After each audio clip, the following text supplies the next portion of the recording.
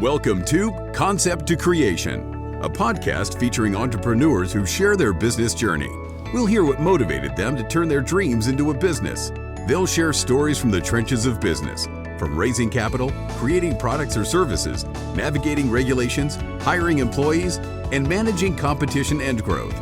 We'll discover their successes and failures, and they'll provide advice for budding entrepreneurs. Now, here's your host and fellow entrepreneur, Mike Conrad.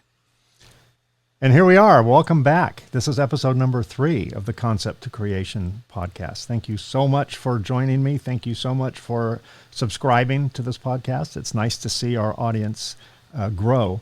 Also, thanks for your comments and feedback. I really appreciate that. You guys have given me some good ideas on who to reach out to and what other additional questions you would like me to ask our guests. So thanks for your feedback. Also, thanks to the editor-in-chief of Circuit Assembly Magazine, Mike Butow. He and his team at the magazine are syndicating this show on PCBchat.com. So thank you, Mike, and team over there at Up Media. We have a lot of great, very interesting guests booked already on this show. On my other show, Reliability Matters, it's sometimes difficult to find guests, but in this show, it's a little easier. So I think one thing entrepreneurs have in common is they love to talk about their business. It's kind of it's their child in many ways, and who doesn't like to talk about their children? So it is, I'm very fortunate that we're getting quite a few people agreeing to be on this show and share their journey. And the person that I would like to introduce now, who's going to share his journey, is Mike Scimeca. He is the owner of multiple businesses, but all under the umbrella of Fct Assembly. Welcome, Mike. Welcome. Thanks for having me. You're very welcome. Thanks for being my guest today. Let's talk a little bit about Fct Assembly. Why don't you explain to our audience what Fct Assembly is, what they do, and what your stake in the electronic assembly industry is. What place in that business structure is Fct Assembly? Yeah, so Fct Assembly really has 4 divisions, I would say, and sometimes I lose track. But the first division we have that I'll talk about is Fct Solder. And Fct Solder really started with a partnership with Neal and Superior on the S100C bar.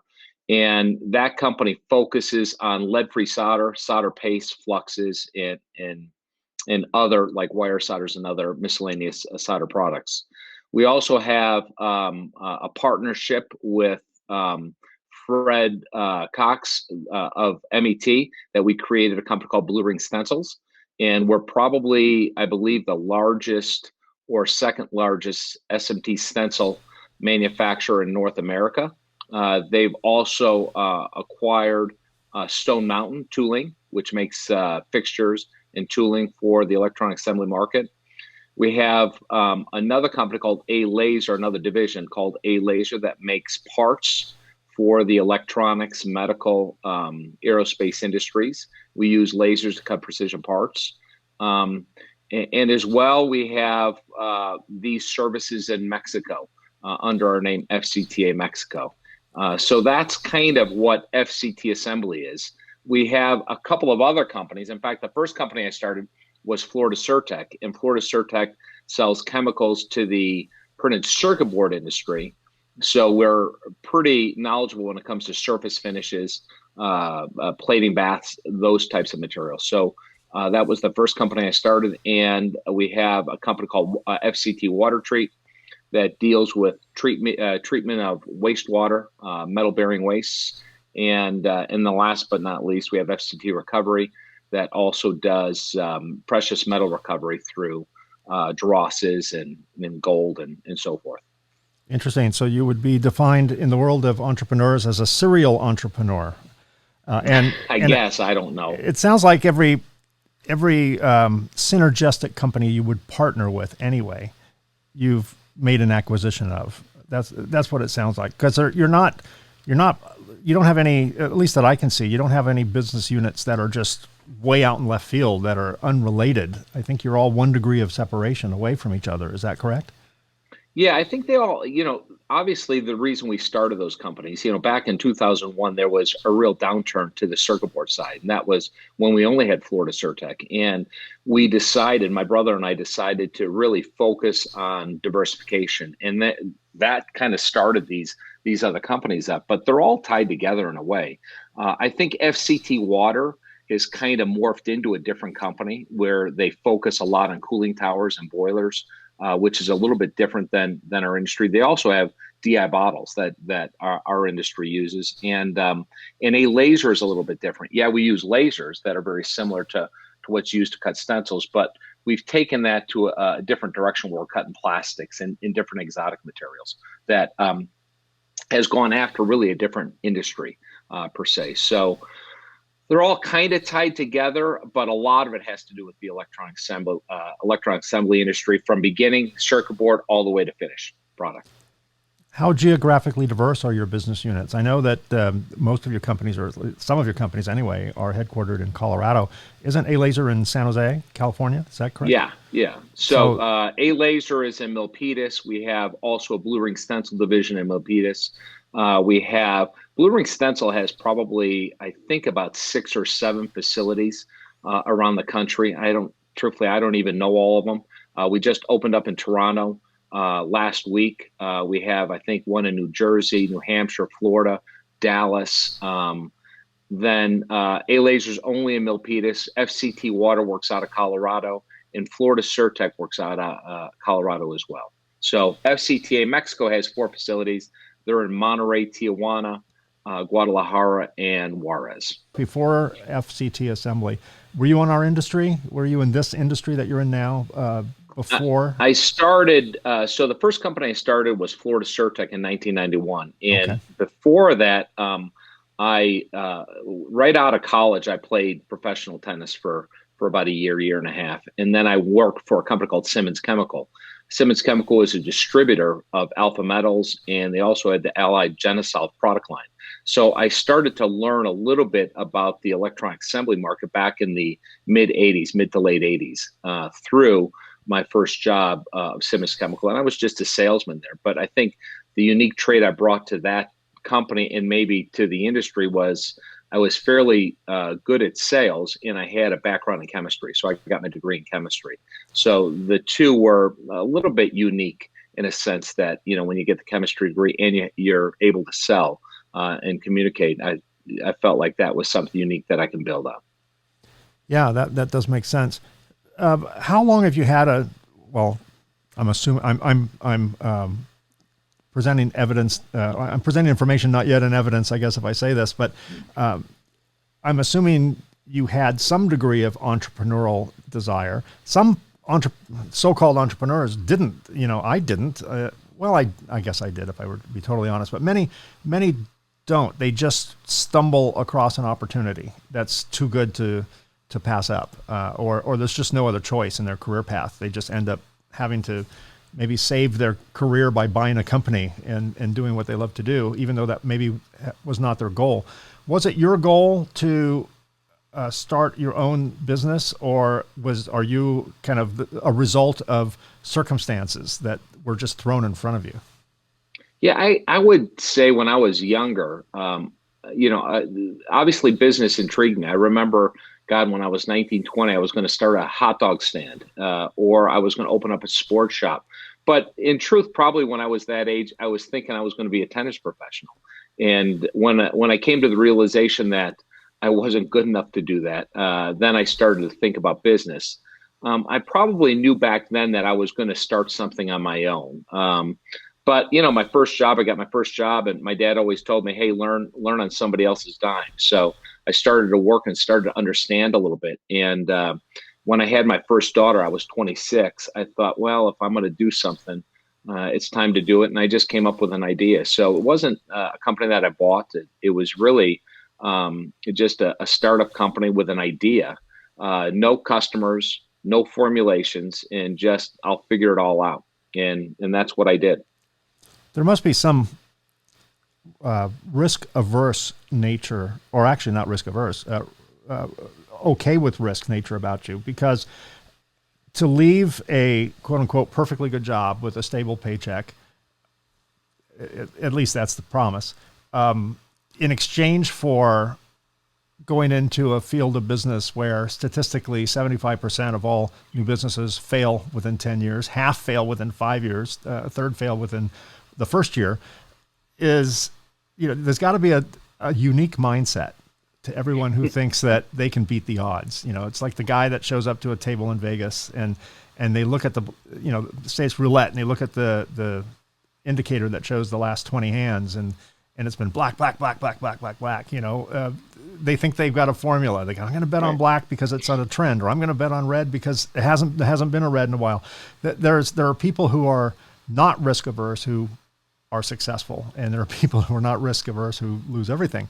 What made you think you could beat the odds, or did you not know what you did not know? I probably didn't know. I certainly didn't know those statistics at the time. If I did, maybe I would have been smarter and kept my job. But I think, number one, I had a lot of confidence. Number two, I love to create. So, I love to create. I love to change. It's part of who I am, and it's become kind of our company in a way. It was, at the time, I would say that I wasn't smart enough to look at all of it. I just said I was going to do it. And so I jumped in, and I had a wife that was supportive of that. I remember my wife, my parents, my brother, and certainly my mother-in-law supported me. I'm not sure anybody else did. They all thought I was nuts. But I said, let's try it. And I'm not sure I would have been successful if I had deeper pockets or if I had an out. I always tell people, they say, why were you successful? I said, there was no other choice. I threw it all out there. It's like putting all your chips on the table. I was like, all right, let's do this. So to me, there was really, I never even thought about failing. Yeah. In the words of many movie lines, failure is not an option, right? Yeah. Yeah. It was something I never thought of, to be truthful. It was just like, all right, you got to work harder. Or there was never, I never thought of here's my fallback position. I never had a fallback position. It was always, this is going to work. Right. I think if you have a fallback position, then you don't try as hard, right? Because you already start, half your brain's on plan B. I think looking back, at least in my case, some of my best decisions turned out to be instances where I had no choice. The circumstances limited my options to one. And even if it was a scary thing to do, we just did it. And, we were many times in our company's history, that's what saved the company, when we had no other alternative. We should have done it sooner, but we had other options that were easier and less scary and less risky and less embarrassing, like to admit you were wrong about something. So you put it off and put it off and put it off until finally there's only one option left. And it turns out, you just rip the Band-Aid off and get on with it, right? So I think we all can share that. So starting a business is not inexpensive. I think when I started my business, I had no idea how much it was going to cost. I thought I had twice as much money as I needed as seed capital. And it was like pouring isopropyl alcohol on a stove. It just went, it just evaporated, right? Much faster than I ever thought possible. How did you raise the money to start a business? Is the reason your friends weren't too supportive is because they didn't want to loan you money? They saw the caller ID and stopped returning your calls, or no? They just thought I was crazy. They thought, kind of like you said, what are you leaving a good job for? You at that point in time, I was 26, I think, and I was running that company already, so I was kind of in charge of it. But the truth, as the story played out, I was offered, or I was promised certain things, and it's easy to promise, but when the company gets worth quite a bit more, it's hard to fulfill on that. So when that wasn't fulfilled, I just said, I'll do my own thing. So, I started mine. Cash is an interesting thing, but, I started our business with my wedding money. So I got married. We had about $20,000, and that was kind of the seed capital. I also got support from my father, who offered to pay kind of a low monthly salary to keep me surviving. And I picked up a partner, Glenn Sikorson, early on, and his dad did the same for him. So he wanted his son to have a future. So he said, I'll kick in the same amount. So we started with very little money. And, of course, we had no sales. We had really no product. I thought, well, I'll figure this out pretty quickly. And within the first 3 months, I started to recognize that these formulas were a little bit trickier than I thought. And I failed at a couple of shops. I started in Chicago, and I failed at a couple of circuit board shops. And I thought, And I remember being in a meeting with both parents, and both my father and Glenn's father. And he said, you better figure this out. And I thought, what am I getting myself into? But within about a week, I kind of figured out that first formulation, and we had sales. So at the time I thought, well, we got plenty of money like you, but then you start growing and it goes really fast, and you start buying inventory. And I really just was able to scrape by for the next 3-4 years with that model. But, I think the first year we probably did maybe 90,000 in sales. After the first year, then we typically doubled every year for the next 4 years. And so there was never any money. I kept on living on that modest amount. My wife went to work, and we survived. I think that's a good word. The first few years of a business is really more about survival, cash flow, profit. Who knows if you make a profit or not. I know I said this on the last episode we recorded, that in our case, I didn't even think about profit. I just was worried about covering payroll the next week. And you kind of live payroll to payroll, and at home you're paycheck to paycheck, but at work you're payroll to payroll. You mentioned you'd had a double, basically a 2x growth every year. That is challenging. I was always under the impression that the number one rule of business is you have to grow. I remember I joined a CEO peer group where once a month we would all get together and basically, lie to each other about how well we're doing and pick on them and hope they don't pick on us. And the number one feedback I would receive is, you have to grow. What are you doing to grow? And I kept thinking, no pressure, no diamonds, no guts, no glory. You just got to throw it all out there and grow. And then I realized later that growth is a quite an expensive luxury, and cash flow is more important than growth. And growth and cash flow are at polar opposites, because if you grow, you suck down cash flow. So how did you manage that double-digit growth year over year, at least for the first few years, and cash flow? Yeah, it was number one. We started with nothing, so the bar was set so low. So when you double $90,000 a year sales and you go to, let's say, 170, although it's significant to you doing it, it doesn't take a whole lot of cash. So we leveraged our suppliers as best we could. We went probably out to 90, 120 days pay. We probably did that for maybe the first 6-7 years. We would kind of play with that. We'd sometimes get credit cards to help offset some of that stuff. We'd manage our expenses. For the first year, I blended all the chemicals. I delivered materials. I did all the accounting myself at night. So it was a one-man operation for the first 6 months. My partner Glenn, who I had mentioned, came in and started helping a little bit. And so you kept your cost as low as you could. You kept your expenses down, and you leveraged what you could to do it. I think we got some help from a bank that really was tied to Glenn's father that gave us maybe another 40 or 50,000. But it was a real struggle, and you learn a lot from that. Right now things are a lot easier, but you learn a lot from that. But looking back, 30 years ago, in a weird way, it was kind of fun. So, you're just kind of grinding, you're working 15, 16 hours days. And I look back at it with fond memory. So it's not like, oh, that was terrible, I'd never do it again. It was kind of enjoyable. Yeah, I share that same experience.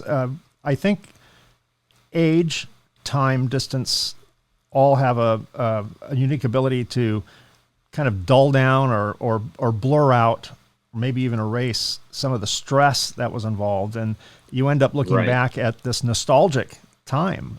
Yeah. You know, I did the same thing. I would go to work on Monday and not come home till Wednesday night. And, you know, I would do that several times a month as we were about to release a product. And I know, I mean, I can remember there were some very stressful times when I didn't know if we were going to make it. I didn't know if we were going to keep our house. I didn't know, you know, if we'd have to, you know, do the big bankruptcy or whatever. Right. Those were all lurking back there as fear. Yeah. And, but now all I remember was the adventure, right? Right. I know I went through a lot of stress, but I don't feel that anymore. So Yeah. there was really no PTSD involved. It's maybe it's a little bit of Stockholm syndrome. We get to we get to be fond of our captor, and our captor was debt and the threat of failure. Besides cash flow, what were some of the other? Because cash flow probably never goes away. But you know, what are the other struggles? Cash flow. You know, we struggle with cash flow. I'll bet you we struggle with cash flow for 20 years, maybe 15 years, I would say. And because we're always growing, right? And so your cash flow, you're always looking at two ways. You're either burning cash or you're growing and you need cash, right? Yes. And either way, you're struggling, right? You're always trying to think, where am I going to get the next amount of cash to keep growing? And so it's never easy. I would say, you know, for me, the struggle was, with the growth was, how do you get everything done? How do you manage your time? You know, it's easy when you're young. When I was 27, when you know, we started this thing, maybe the first 5-7 years, you can work 15, 16 hours a day, but at some point in time that catches up to you. So, you know, figuring out how to manage your time, build a really good team. Before it was, everything had to come through me, right? I've learned so much about the importance of really good employees and really good partners. And so, you know, what I know today, you know, I would certainly make some of those changes and focus on building really good people, because when you're young and you're 27, you think you do it all and you put energy to it and you could do it. And all you do is you get a bunch of gophers. But the truth is the gophers don't help a whole lot and they cost money. And so you're kind of burning extra money, but you're not getting yourself out of the hole that you're digging yourself in. So, you know, to me, I think some of the mistakes we had with that growth was, you know, did we spend our money wisely to build the people? Did we value the people? And I would say, lastly, it was not saying no enough, right? You take everything on, and that's a salesman's mentality. All right, we'll take that order, even if it's 10% margin or 15% margin. Yeah, we'll sell that, right? And is I've come to find, at least from my perspective, you know, qualifying your customers and the products that you sell are really important. But when you start a company, you don't have any sales, so you take everything, and that could kind of backfire on you a little bit. Yeah, it's a little bit like putting starter fluid down the carburetor, right? It'll get you started, but you're not going to go far on it, right? It'll burn up your engine if you try and run on that. Exactly. You mentioned something interesting, and that's the word no. I've done a lot of talks to students, college students, entrepreneurial type college students. And, you know, so I tell them the most profitable word in sales is no. We make more money saying no than we make saying yes. And the trick is knowing the right customer, the right product, the right profit margin, and saying no to discounts. And, you know, what a lot of people don't realize, and I didn't realize it my first probably 15 years in my almost 30-year business career, is that if one gives 10% of their price away, that could be 100% of the profit, you know, the net profit at the end of the day. Right. And I realized after trying to say yes to everyone, because to me it was a win-win. I got a sale and my competitor didn't. 2 wins, right? And I realized at one point, out of no other choice to realize this, was that I would be cheaper just sending this customer a check for $5,000 than I would be to sell them a machine at the price they wanted to pay. I would have saved money just sending them money, right? Right. And sometimes the best thing you can do is say no, and then they go to your competitor who hasn't caught on to that concept yet. Exactly. And says, yes, that's the closest thing to a Trojan horse you can send into your competitor, is a customer that's exactly right. Money. And I don't know about you, confirm if this is just me or this is if you've noticed this too, people who lead on price, if that's the first question, when they're on the phone, tend to be some of the worst customers. They tend to be needier. They, at least from an equipment standpoint, if they just lead with price, I can guarantee you they're not going to maintain their machine. They're not going to partner with the supplier. They are just going to pick up the phone whenever they don't understand something and expect you there in 10 minutes. The lowest profit, the highest cost, right? Yeah, it's an interesting piece when you look at all our companies. So I saw that mistake when I was working at Florida Surtech. I saw that, when you start, you take anybody. And so you're selling to people. But what you come to find out is what we've come to learn is we were selling people that, like you said, were all about price. But those same customers probably needed the most service. So they consumed your time. And the third piece is they paid their bills the worst. And so you were like, what are we doing with this? We have this small customer that they need the most of our time and they don't really pay their bills that well. So that's where we started to learn, from Florida Surtech to FCT Assembly, we made a big adjustment. We said, stop. We're not just going to sell everything. We're not going to be a commodity seller of, for instance, 6337 solder. We're not doing that. We're going to focus on more value technology and really push, value sell. We offer solutions and we're going to sell that, and we're not going to just get into the price. And so that shift changed. The interesting thing is, even with Florida Surtech today, we still fight that same culture because, I kind of started it. I did that for 15 years. And so I'm still fighting with some of those same people saying, guys, what are you doing? But where we started fresh with FCT Water, FCT Assembly, we now really qualify our customers really well because, sometimes that same customer that you mentioned that talks about price, they usually take the same amount of time to land the customer that you can make really good margin, get paid correctly, and don't need that much of your time. Right. Yeah. And that's something that us business owners don't get until many years later. It's like a 15-year, 20-year PhD program, right? It's late in the curriculum before we figure that out. But that's probably good though. Yeah. Don't you think that's good? I was going to say it probably cost us $1 million to learn that or more. True. But you eventually get there. True. But I think if we knew that too soon, I'm a big believer in that what we learn synchronistically, and there's a certain timing involved. You made a comment earlier that if you knew what the risks were from the Bureau of Labor Statistics, you may not have started the company, right? So, and I think the fact that we went after every sale, profitable or not, mostly not, really, those sales are sometimes easier to get. When you give something away for half price, obviously there's not a lot of work involved in getting that sale. So maybe those were needed at the time, even though they weren't profitable. They did allow cash to come in and flow through and get some vendors paid and cover payroll. I know that one of the worst things I could do, which was absolutely necessary to do, was to challenge my team to bring in more orders. I'll approve anything, just bring me orders. And we would get a flood of orders and a ton of money coming through. And, as long as it was almost like a pyramid scheme, not that we were a pyramid scheme, but the concept of, just keep getting more orders, even though none of them are profitable. As long as you keep getting more and more and more orders, you can maintain the cash flow. At some point though, you have to pay your vendors, and that's when the lack of profits really make it challenging to do that. So you just borrow more money and go into the line of credit and just kick the can. I remember, it's interesting. I remember a story when I first started. There was a company called Circuit Etching Techniques out of Elk Grove, and really nice people. And I went in there and I was selling a product.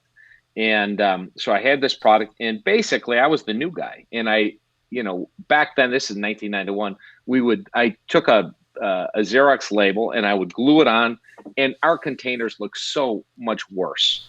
And so I'd say, hey, let me sell you this reflow oil. I remember, I'm going to sell you this reflow oil or reflow flux. And he said, okay, fine, try it. And it was all about price and bring it in. And I remember he called me up that afternoon. He said, hey, I've scrapped 20 panels. The solder's getting eaten away. And I go, what? And so I looked there, and there's smoke in the room from this. Obviously, I did something wrong.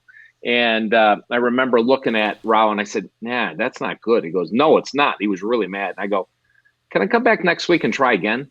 And if to my point, I think, I mean, to your point, I think if you look at that, I had to start somewhere. If I started with the high-end people, I would have failed.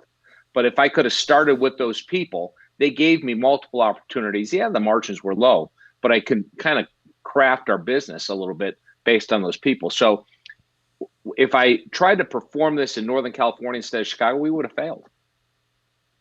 Yeah.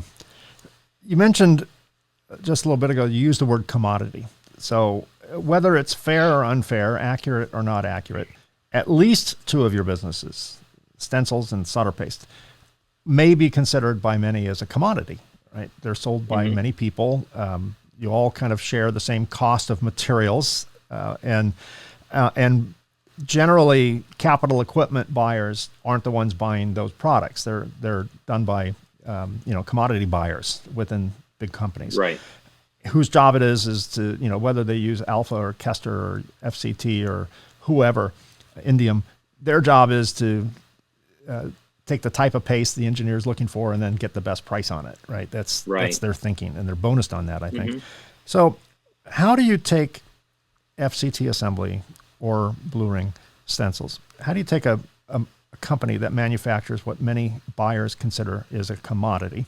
And even though I know there are differences within those quote unquote commodities, how do you stand out? How do you make FCT assemblies, Blue Ring stencils, A-laser, all the different entities you have? How do you make those stand out from other companies that sell technically not correct, but what a lot of your customers would go, it's the same thing, just in a different label on the jar? How do you stand out and sell more than the actual product?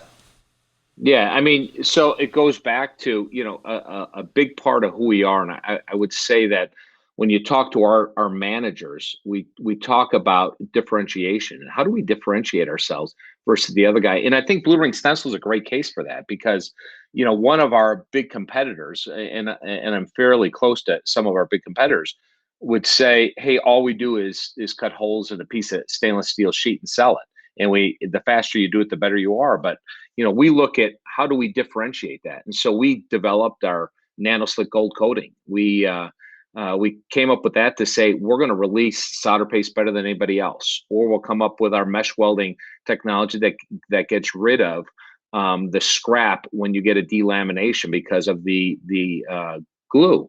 We had nanoslick gold's a great example, but when you look at that example, there were other people that started kind of copy that technology, and so then we came up with the next set of technology that allowed really our new nanoslick gold that allows us a 10x life versus the old one. So to me, it's always about, what can we do that keep on improving our technology that offers solutions to our customers. And so, solder paste is an interesting product. And I think bar solder is more of a commodity than solder paste because solder paste is really technical, but it goes back to selling value and selling to the right person, right? If you go to a Jabil or a Flextronics, their job is, like you said, to lower the price. But if you go to their customer, that OEM that says, hey, I need this problem. These are the problems I have. Can you solve it? You can solve those problems.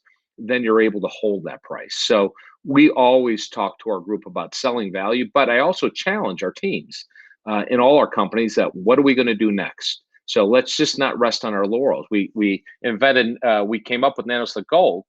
How do we take that to the next level? What is the next level? So from that, now we've developed a whole new laser structuring system that will make that coating even better. And what we found is on the commodity side, there's not that much profitability, but as you add some of these other technologies to that, we're able to get the right EBITDA that allows us to keep on growing.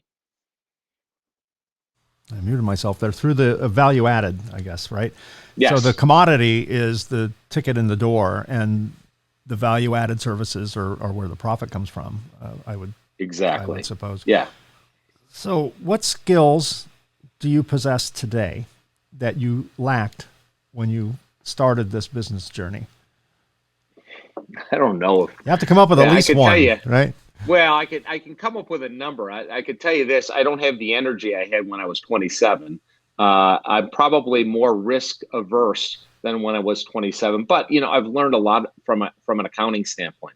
I've learned, how to read an income statement. We built our own ERP system, right? And so to know exactly where your money's at, how it flows, what you need, your gross profits, those things are really important. Before you just get by, then you don't realize it's a real tool to your business. So, I think that's one thing I've learned that's really critical in business. I think the HR component, I wouldn't put a lot of value. Even 5 years ago, I'm not sure I'd put a lot of value. And now I look at that and say, this is the most value that we can put within our company, or one of the most values. And really, about 7 years ago, I started down a different path with our companies. And I decided to build the next generation of managers. I was getting old. My brother was a couple of years older than me. My partner, Glenn, is similar in age to me. And I thought, we'll either have to sell these businesses, or we can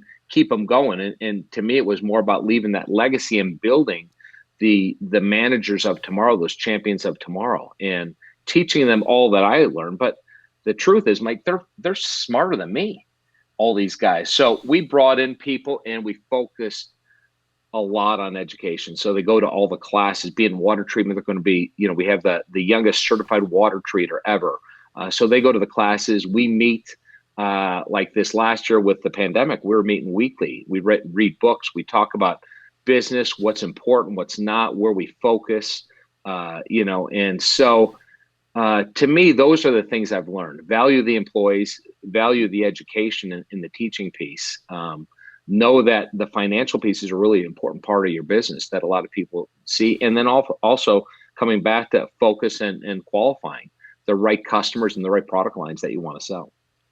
Yeah, I think human nature is such that if if you consider yourself a 10 on a scale and you hire somebody, you're going to hire not a 10, you're going to hire a 9.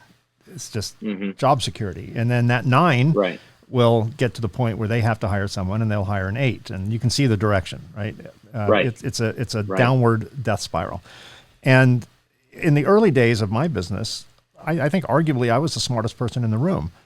Not because I'm the smartest person on the planet, but because I hired people I could afford.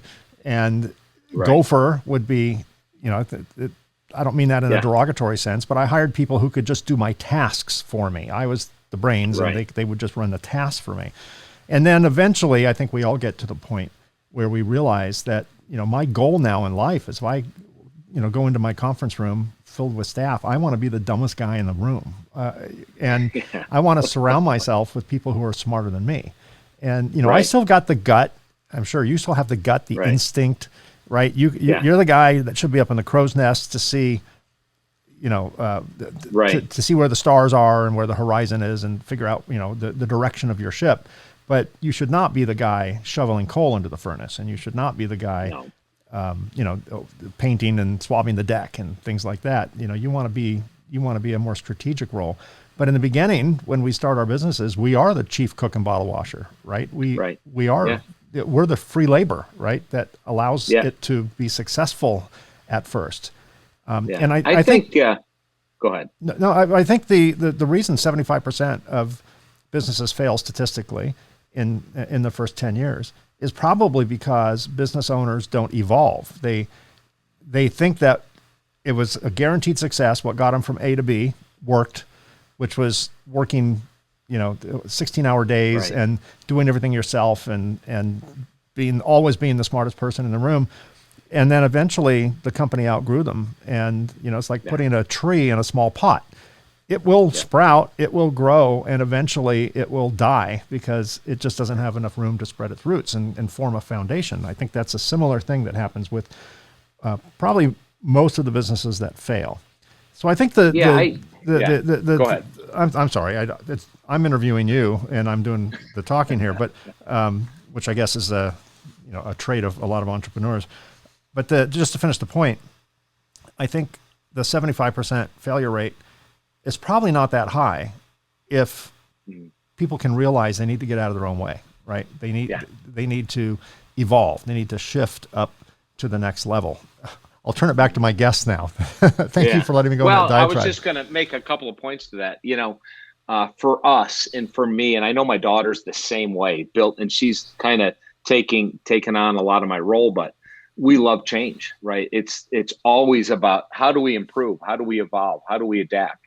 A lot of people are stuck in their ways and they can't make that change. And it could be that the market changes, or the dynamic of business changes. Who knows what it is? But people get stuck. And we've bought, and I've probably bought over the last 30 years, maybe I've bought, I don't know, 20 companies, 15, 20 companies or so. And we're usually buying a company, maybe, I don't know if distress is the right word, but we're buying a company because of what you just said. They weren't able to figure out how to grow beyond that. They're stuck. They've hired the wrong people. They don't know how to fire somebody, how to make a change, all of these things. So we come in and maybe they say, oh, you're the tough guy. It's not tough. It's just, to me, it's business. And we're really nice about all these things. But the fact is there's a certain way you got to run business. And as you run your business, you got to constantly be looking to improve and evolve. And if you don't have that change capacity, your things change all the time. So a lot of people in our company, they laugh. They go, Mike, you like to change almost too much. And I go, okay, maybe. But the truth is, I've got a group of about 12 managers now, and they've taken on that and they understand that. And so I think that makes us a lot stronger, and hopefully you partner yourself up with the right people. For me, I was more of a visionary, more creative, let's say, on the chemistry side as well. But I needed a bunch of what we call integrators, people that can get things done and focus on the details. And so you have to find that right mix of people and play to their strengths, right? And so again, these are things I've learned. Before it was like let's hire a gopher. And then you're looking and say, who else can take this? There's only one guy that can do it all. And there's only so much of that one guy. Yeah, I think a lot of businesses are started by entrepreneurs. Entrepreneurs are largely creative, conceptual people.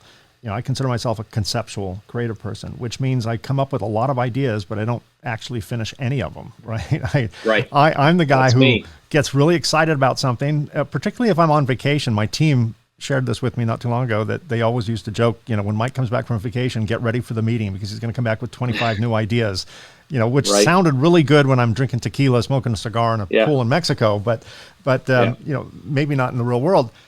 But we can frustrate people, us type of people, we can frustrate people very easily because we are, just if we're ever kidnapped, just follow a trail of uncompleted projects and it'll lead to our bodies, right? So,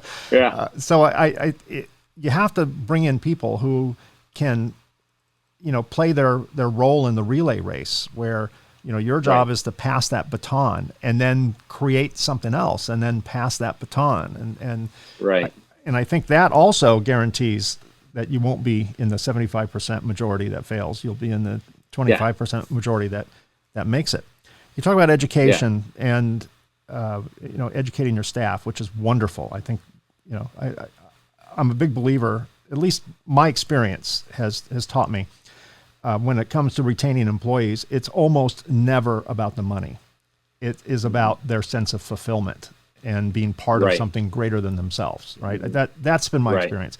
People who leave for money, it's usually just an excuse. It really is they weren't fulfilled. And maybe they didn't even realize that. They were just unsatisfied. So, what are you unsatisfied about? Money. So, but it's usually never about the money. It's about just being part of a team and being valued. Mm-hmm. So let's carry that education theme. And I'm going to ask you to educate your younger self.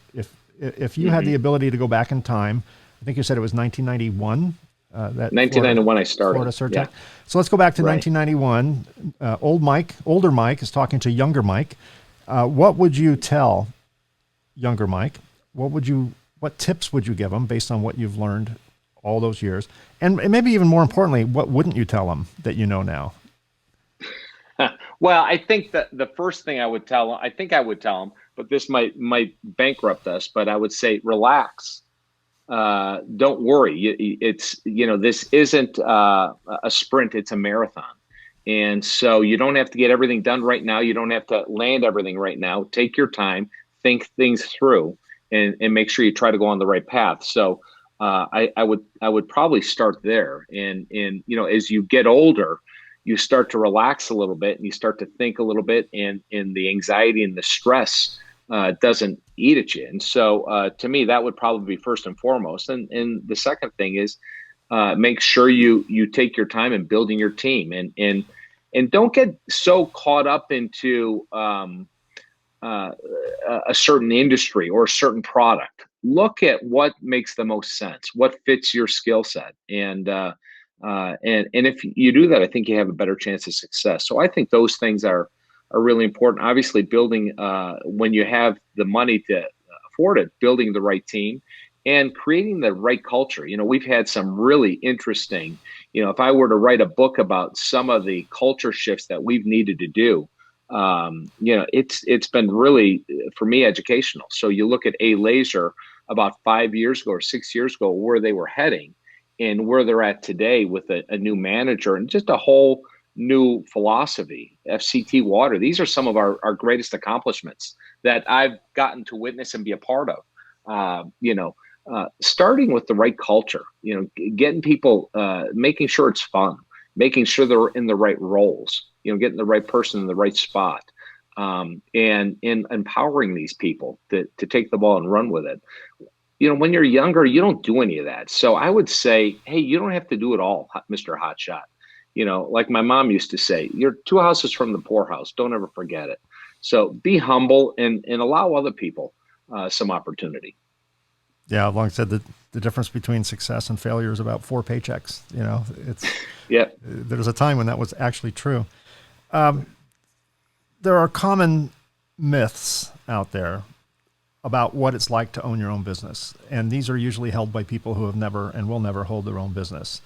The common myth is you own your own business, you can write your own paycheck, you can use the company credit card all the time, you can take extended vacations, and you can, just call in and boss people around.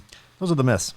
For those who are considering starting a business, what's it really like, Mike, to own and operate one business, if not 20 businesses?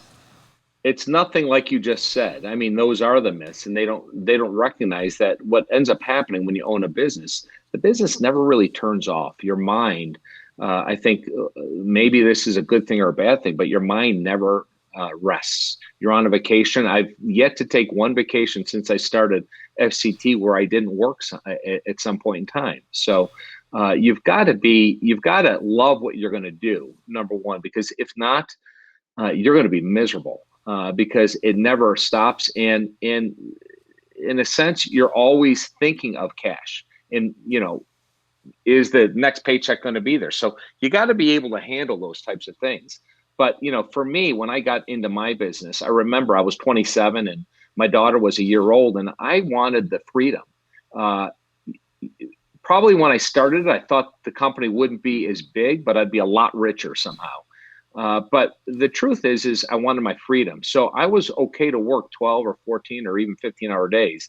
But if my daughter had a dancing recital or she had a tennis match, whatever, I had that luxury of going to any of those events. And I did that. But at the same time, what people don't realize is then I went back to work at night, at 8 o'clock at night, doing this or that. And so, what I sometimes question, would I do that again?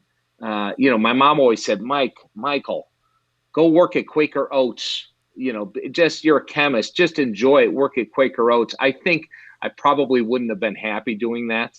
But I tell you, life would be a lot easier in some ways. But I'm kind of a journey guy, right? I love journeys. The end result isn't what intrigues me; it's the journey. I have a big motorhome. We travel all the time, and it kind of fits who I am. It's going to Maine or going to Vermont. Once I'm there, I'm like, okay, I'm there. I saw it for a damn, ready to go somewhere else. But it's the same thing with business. It's this evolving and the journey to get there that entices me. So if you don't like that type of stuff, don't get into business. But for me, it fit. It fit, I guess. I love that. I've never heard that before. That's a very interesting perspective. It's about the journey, not the destination, because right. You're in a motorhome right now. It's probably a nice, Class A or whatever, right. A home on wheels. Yeah. That is your journey now. To carry that analogy backward, when you first started, you were probably in a sleeping bag in a tent on your excursions. A small, a small apartment where I remember my friend said, "Hey, your living room, I can touch the one wall from the other wall from head to toe." I go, "Yeah, right. Quit making fun of it." Yeah, well, I remember our first apartment. My goal in life was to be able to vacuum the entire apartment from more than one receptacle, more than one plug. I Right. said, this is pretty sad that I don't even have to unroll the whole thing, right? I can reach every part of it from one AC plug. Yeah, I Right. love the fact that it's about the journey, because the journey is remarkable. It is a thrill ride with scary features. It's a fantasy ride. It's all these things, and it constantly changes. The view is constantly changing out the entrepreneur journey, journey window, and Right. I think that most entrepreneurs are not into it for a destination, because if you were into it for a destination, you wouldn't end up with all these companies. You just keep buying more, right? You just keep starting journeys over and over again. So the journey must be better than the destination, right? For me it is, and I always look at things, and maybe I've learned this over time, is every maybe issue or crisis really is an opportunity, right? We just had a call, I think yesterday, with our quality guy, our quality manager, and he said, "Hey, one of our companies, they need to start looking because the DoD's changing the rules at the new NIST certification and this, that." And my other partner was like, "Oh God, we don't want to do this. It's another added expense." And I look and I go, "Are you serious? I'm really excited about this, because maybe our competitors can't do it. Maybe this creates an opportunity. Maybe not, but we're only going to get better from these things." So if you kind of embrace these kind of obstacles, they usually turn into something positive. At least that's the way I look at it. Maybe I'm a positive guy, but we always look at. For me, I always look at those obstacles as a way to get better and to learn. I think the founder, the leader, the entrepreneur's outlook really is like that snow shovel on the front of a freight train. That it does help clear the path. And I don't know why. I don't think there's anything voodoo, new agey about that. But I think the outlook, the attitude of the person leading the company has a lot to do with the success or failure of the company. If you're Eeyore like doom and gloom, everything in your experience is going to be doom and gloom. And if you're just up and thinking of all the possibilities and open to learning new things and open to not being the smartest person in the room and open to new challenges, and I think that's what kind of further guarantees a company's success. At least in my experience, it looks like in your experience too. Final question. Yeah. Go ahead. No, go ahead. Did you want to? I was just going to say, I mean, that's a part of my role now, right? As I start moving away from doing a lot of the banking and the accounting and stuff, and my daughter takes that stuff on. A lot of it is, I was in Juarez about a week and a half ago, and it's like, guys, we're right on the verge of exploding. This thing's going good. They look at it and say, "Oh, we got to do this. We're short here." And I go, "You guys have no idea how close you are. This looks so good to me." And so you have to be realistic in where you're at and say, okay, let's come up with a plan to get it to where we want to be. But I don't see how, like you said, that leader has to be that optimist to do it. But they have to be also a realist, right? So if you're doom and gloom, I could tell you my people wouldn't be working here. They'd all have quit by now. And the culture that we've created is what keeps these people here. Right. At the risk of sounding like a Dale Carnegie, Zig Ziglar kind of person, I think a lot of people see challenges and a lot of people see opportunities. Those that see opportunities are people like yourself, and those that see challenges are maybe people who work for people like yourself. Right. And it's up here. It's up here. And it's not all up here. How much of your business, I'd like to ask this to everybody, how much of your business success is Mike? How much of it is luck? Well, I would, I don't know if I would say luck had a whole lot to do with our success. when you look at, if you looked at our history, I would say that I hit a bunch of singles and maybe I hit a few doubles. I didn't hit a home run. Yeah, I look at these guys like on Shark Tank sometimes, or my kid will be watching it. I go, I'm not smart enough to hit the home run. I don't know how these guys did it. That's not me. So I was the type of guy that tried not to strike out, hit a couple of singles, hit a couple of doubles. And therefore, I don't think I had a lot of luck. I think I'm not even sure I don't think I was the smartest guy in the room. I think it was just more belief and a work ethic that combined that allowed us to be successful. And that's why we got to where we're at. And then the ability to understand and constantly educate yourself on how do we get to the next level, and start understanding that people make a big difference. And some of those lessons that I talked about, I think are important, but I would not, I wouldn't put it on luck, but I wouldn't put it on my ability either. It was more about kind of maybe my parents raising me, that work ethic and the ability to stick with it and have that attitude that I'm going to make it work somehow. Yeah, I like the props to your parents. I can say the same thing. My parents were both immigrants. I'm first generation American. They came here in 1957, had me in 1960, and I watched my parents work. They never had much money. They had the American dream. They had their home, and my dad was able to leave corporate world and start a small business. But he worked, and my mom worked when she did have a job before she stayed home with the kids. Just worked tirelessly. And so I think I had that work ethic just through osmosis, right? It wasn't pounded in me. I didn't have any other example. I didn't have slacker parents. They worked hard, and maybe not incredibly efficiently, but always worked hard and were the frugal. When I was younger, I used to call my dad the cheapest person on the planet. And then I realized he was wise, right? He was wise, but he was also, he and my mother were both my source of funding. When the banks turned me down, I thought you could write a business plan and, where do you want us to send the check? Do you want it in 20s? Do you want it in gold? Yeah. How do you want it? And when I realized after 2 or 3 banks turned me down, and my credit cards were maxed out and our bank account was low, and we had a mortgage and a kid, the whole scenario. Right. I went to my dad, and I swear, when I talk to like business students, I always say this line, which might be a little offensive to some, but I always think I had a greater chance of getting a lap dance from the Pope than I did getting money from my father, and right. Yet he came through. I asked for $35,000, and he told me after a week, he said he wanted to think about it. That was his style. Everything was calculated. And then he came back and said, when your mother and I talked about it, and we think 35 is not a good idea. And I was already preparing my concession speech, and he goes, we think 70 is what you need. 35 is not enough. And he said 70.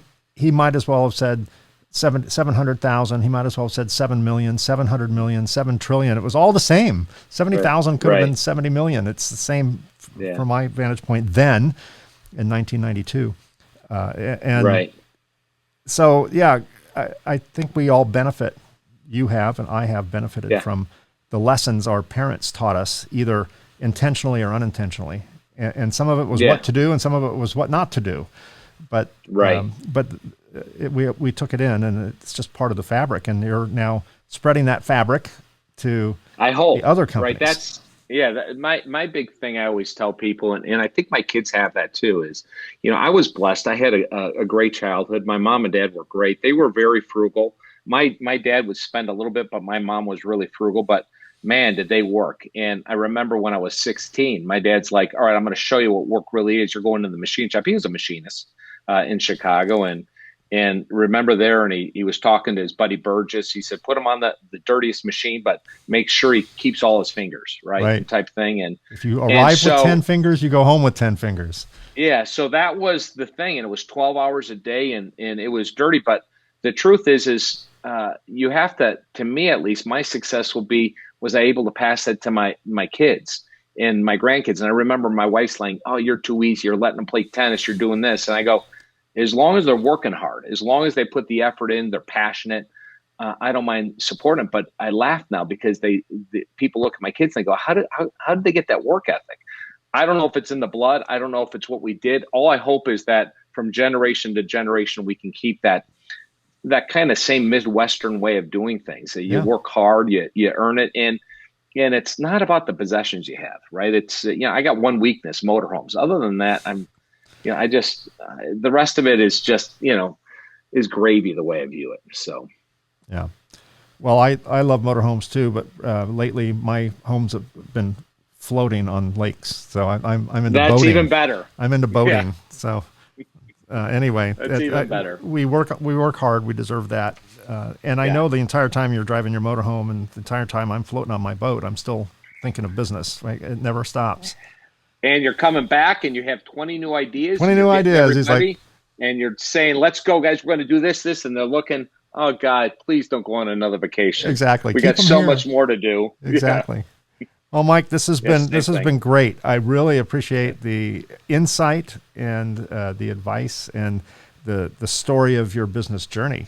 Thanks for sharing that with my audience and with me. Yeah. I really appreciate it. I learn more and more talking to people like yourself.